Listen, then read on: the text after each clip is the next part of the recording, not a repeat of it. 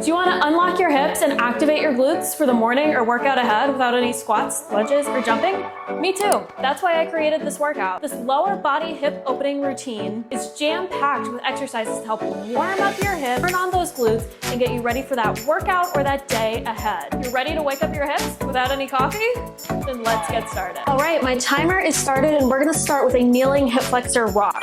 So I have my left foot out in front of me, my front leg and my back leg are at a 90-degree angle, my knee and my heel are in a straight line, and I'm gonna lean forward ever so slightly till I feel a stretch in that right hip flexor, and then I'm gonna come back. Now while I'm leaning forward, I want you to think about pressing into the ball of that big toe in your heel to activate, to do that lean. Now while we're doing this, what we're also doing is turning on this glute. So while this stretch will very much target that right hip flexor, we're also turning on that left glute. And while we're in this position, we want to make sure our back is not arched. We're staying up as straight as possible as we lean forward. And we also want to make sure this other leg is straight. So for our next exercise, we're going to stay on this side, and now we're going to do a hip flexor stretch plus a reach. So we're going to stay in our kneeling hip flexor position, and we're going to reach our opposite arm to the ground, look up, come back up, and then reach back up like this. Like this. If you need to grab onto the wall like I just did, that's fine. So to lean forward, again, we're going to press into the ball of that big toe and that heel on our kneeling leg. We're going to reach to the ground, reach up, look at our hand, slowly but surely keep pressing to the ball of that big toe and that heel and reach backward. Now again, you are here, you are still stretching that hip flexor, and we're also activating that glute. With hip mobility, a lot of people think I just need to stretch my hip flexor and I'll be fine. That is only about half correct. To work on any kind of mobility, you need to work not just on lengthening or stretching, but strengthening that glute as well, so you're not putting as much stress on those hip flexors. So we're gonna switch sides and repeat that sequence. So I'm gonna do it here so you can get a good view of what I'm doing. Knee and hip are in a straight line. I'm gonna press into the ball of my big toe and my heel. I'm gonna lean forward and come back. Keeping my hips in a straight line. I'm just making sure my nose is in line with my belly button. I'm leaning forward and coming back. I am also making sure I'm keeping my right leg pointed backward, or right hip, and my left hip pointed forward. If you don't feel your glute turn on here, watch where you're displacing weight in your foot and watch which direction your hips are pointed in. If you have tight hip flexors or hip flexors that are really like ribs that are hard to wake up, you probably have some imbalances and it can make it difficult to get into that right position. All right, next we are going to do that hip flexor stretch plus a reach on our right side.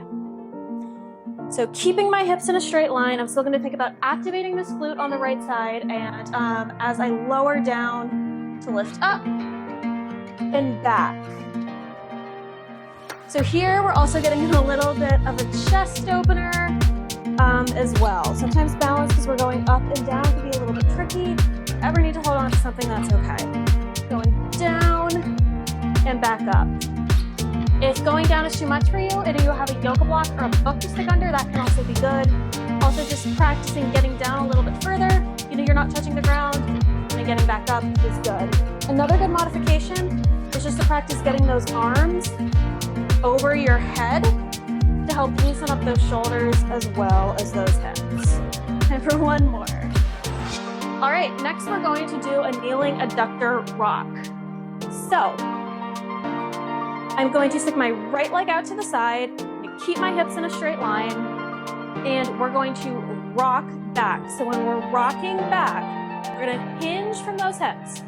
My hips are moving, not my shoulders, not my back, not anything else. We're gonna come down. We have the range of motion. We're gonna rock down to that glute, and we're gonna come right back up. We're gonna rock down and come up. Way to make sure this is a little bit difficult, make sure those toes are pointed to the ceiling. If you want to activate that calf, you can imagine you're trying to poke a hole in the ceiling with those toes. When we're rocking, you want to go slow and controlled. We don't want this to be jerking. If you want a little bit more of a challenge here, add a leg lift. My hip just cracked doing that, so definitely a little bit of a challenge. Also get that glute activation.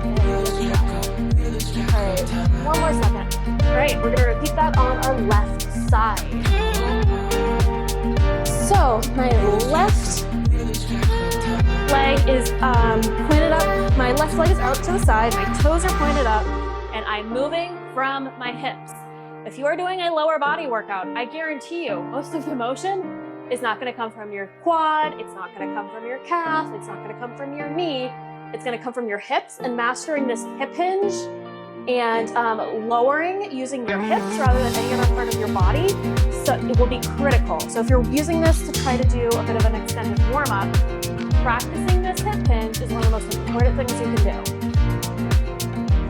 All right. So if you want to make this a little bit difficult, we'll do that leg raise one more time. Leg raise and up. So while adding in the leg raise, we're also adding in a little bit more glute activation there as well. Next, we're going to do alternating hip 90-90s. So I'm going to get my right leg out in front of me in a 90-degree position. My left leg is going to be behind me in a 90-degree position. So left leg's in a 90-degree position, right leg is in a 90-degree position behind me. You can draw a perfect right angle. Lift that back leg up ever so slightly and come back down. You do this from the side so you can get a better view. So right leg's at 90 degrees. Sometimes I have to like check ever so slightly to get those last final degrees. I'm lifting ever so slightly and we're rotating. So to do it on this side, 90, sometimes you gotta check and lifting ever so slightly. And what we're doing here is we're hitting some of those hip internal rotation. To really activate that glute, you have to work on that internal rotation, especially if you're gonna go do something like squat. All right, next we're going to lie on our back in a bridge. And we're gonna do a bridge. So this latter portion of the routine is gonna be really focused on glute activation. So in a bridge, again, I'm pressing into the ball of those big toes and my heels, keeping those hips in a straight line, and I am pressing up. I'm gonna hold for a split second at the top, and I'm coming down. Keeping those hips in a straight line, not letting that back arch, and I'm coming up and down. Coming up and down. This is a great exercise to help work on mind-muscle connection. For a lot of people, they can feel the bridge. Maybe it's in different parts of your body. But one way to really think about feeling that in your glutes is to imagine when I'm pressing those toes and those heels to the mat. It's like I'm turning an on-off switch in my glutes so I can press up and come down. All right, next we're gonna do an alternating single leg glute bridge. So we're gonna go up on our left side, come back down, go up on our right side. So we're going to target each individual glute. So I have my right leg extended out ahead of me. I'm going to press into that left glute. I'm going to come down. So we're going to do the same thing on the opposite side. I'm going to press up and then come down.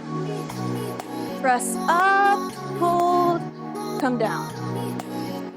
If this is too much for you, go back to that normal bridge.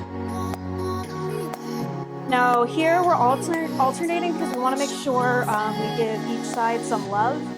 We don't want to necessarily try to warm up one side more than the other, even though it's really common that some people may have glutes that are stronger, one glute that is stronger than the other. I definitely do. All right, next we're going to do an alternating single leg kickback.